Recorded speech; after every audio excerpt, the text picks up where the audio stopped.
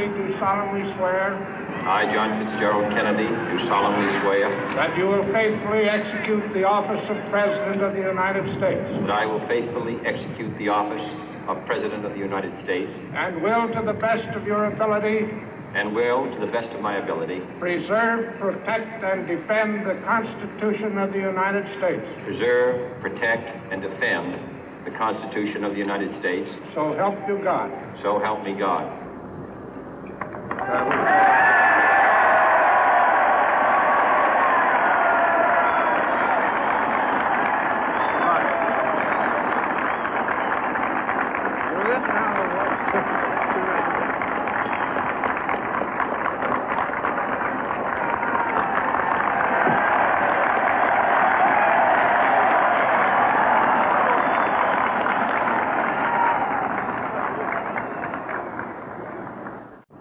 Vice President Johnson, Mr. Speaker, Mr. Chief Justice, President Eisenhower, Vice President Nixon, President Truman, Reverend clergy, fellow citizens.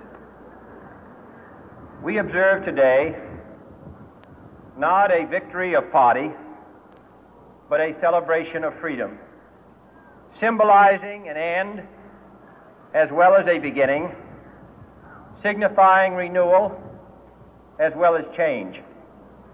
For I have sworn before you and Almighty God the same solemn oath our forebears prescribed nearly a century and 3/4 ago. The world is very different now, for man holds in his mortal hands the power to abolish all forms of human poverty and all forms of human life. And yet the same revolutionary beliefs for which our forebears fought are still at issue around the globe. The belief that the rights of man come not from the generosity of the state, but from the hand of God. We dare not forget today that we are the heirs of that first revolution. Let the word go forth from this time and place to friend and foe alike that the torch has been passed to a new generation of Americans born in this century, tempered by war, disciplined by a hard and bitter peace, proud of our ancient heritage, and unwilling to witness or permit the slow undoing of those human rights to which this nation has always been committed and to which we are committed today at home and around the world.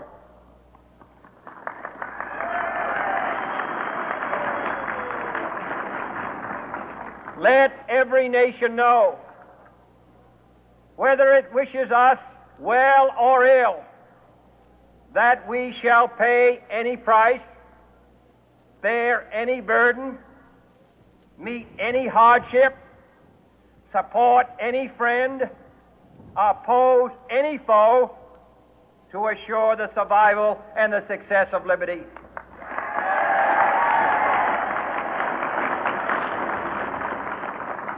This much we pledge and more.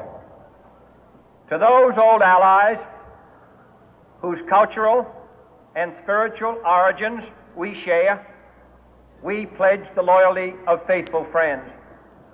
United, there is little we cannot do in a host of cooperative ventures. Divided, there is little we can do, for we dare not meet a powerful challenge at odds and split asunder. To those new states whom we welcome to the ranks of the free, we pledge our word that one form of colonial control shall not have passed away merely to be replaced by a far more iron tyranny.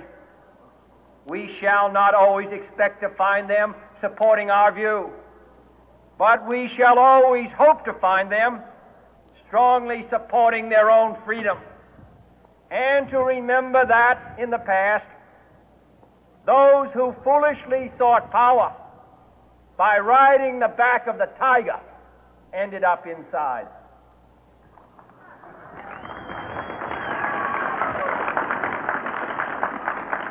To those people in the huts and villages of half the globe struggling to break the bonds of mass misery, we pledge our best efforts to help them help themselves for whatever period is required, not because the communists may be doing it, not because we seek their votes, but because it is right. If a free society cannot help the many who are poor, it cannot save the few who are rich.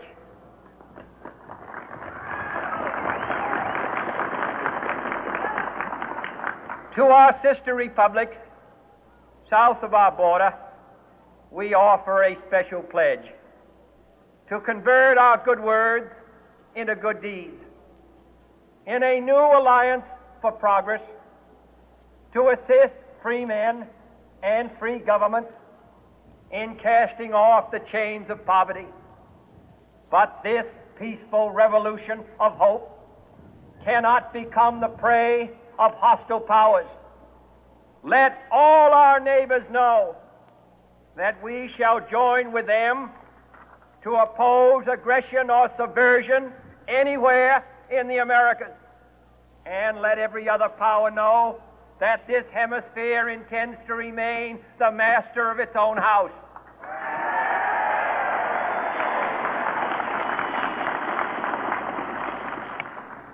To that World Assembly of Sovereign States, the United Nations, our last best hope, in an age where the instruments of war have far outpaced the instruments of peace, we renew our pledge of support to prevent it from becoming merely a forum for invective, to strengthen its shield of the new and the weak, and to enlarge the area in which its writ may run. Finally, to those nations who would make themselves our adversary, we offer not a pledge, but a request that both sides begin anew the quest for peace. Before the dark powers of destruction, unleashed by science, engulf all humanity in planned or accidental self-destruction, we dare not tempt them with weakness, for only when our arms are sufficient beyond doubt can we be certain beyond doubt that they will never be employed.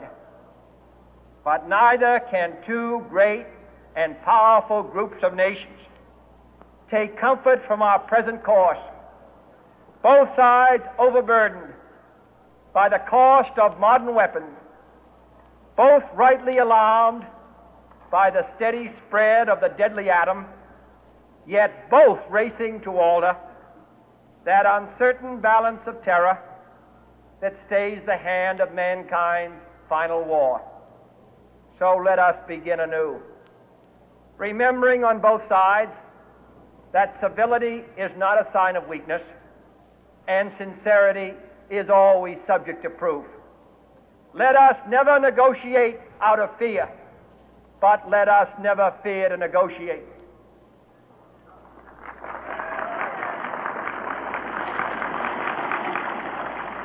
Let both sides explore what problems unite us, instead of belaboring those problems which divide us. Let both sides, for the first time, formulate serious and precise proposals for the inspection and control of arms, and bring the absolute power to destroy other nations under the absolute control of all nations.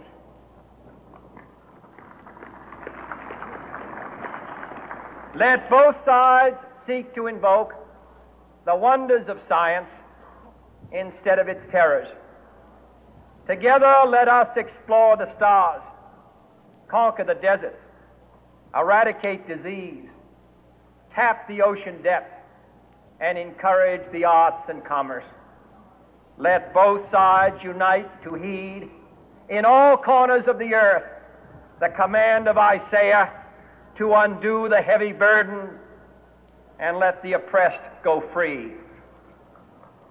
And if a beachhead of cooperation may push back the jungle of suspicion, let both sides join in creating a new endeavor, not a new balance of power, but a new world of law, where the strong are just and the weak secure and the peace preserved. All this will not be finished in the first 100 days, nor will it be finished in the first 1,000 days, nor in the life of this administration, nor even perhaps in our lifetime on this planet. But let us begin.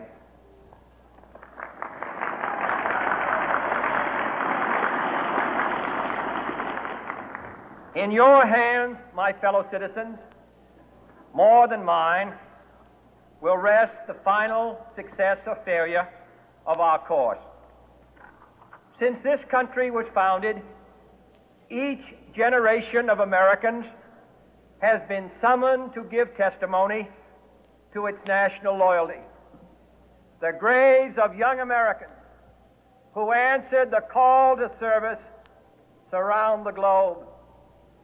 Now the trumpet summons us again, not as a call to bear arms, though arms we need, not as a call to battle, though in battle we are, but a call to bear the burden of a long twilight struggle, year in and year out, rejoicing in hope, patient in tribulation, a struggle against the common enemies of man, tyranny, poverty, disease, and war itself.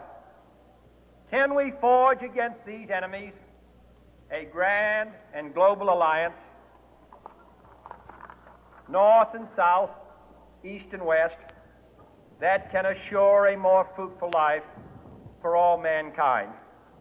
Will you join in that historic effort?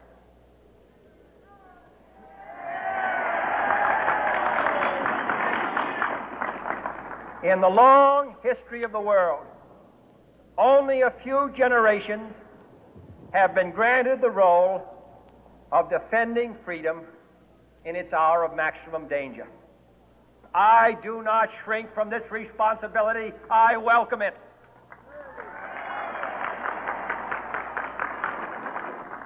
I do not believe that any of us would exchange places with any other people or any other generation. The energy, the faith, the devotion which we bring to this endeavor will light our country and all who serve it. And the glow from that fire can truly light the world. And so, my fellow Americans, ask not what your country can do for you. Ask what you can do for your country.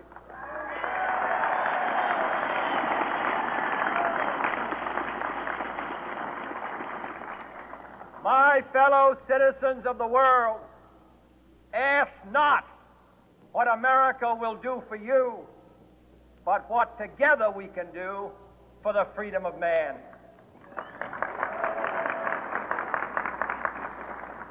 Finally, whether you are citizens of America or citizens of the world, ask of us here the same high standards of strength and sacrifice which we ask of you.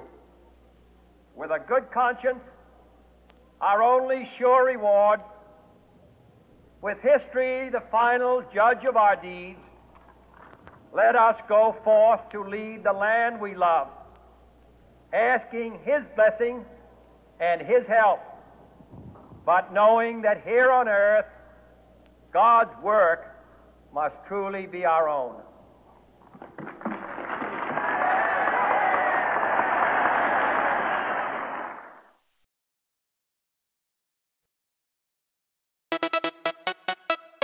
don't stop. Don't